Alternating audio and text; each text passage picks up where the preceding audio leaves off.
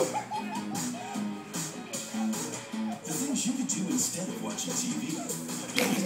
You can watch your favorite shows anytime on demand with just a push of a button. StarHub Video on Demand.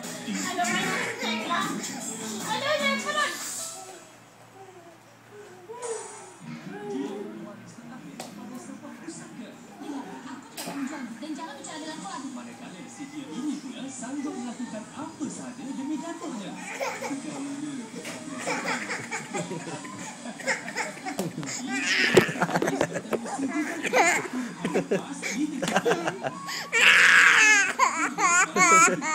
Renda?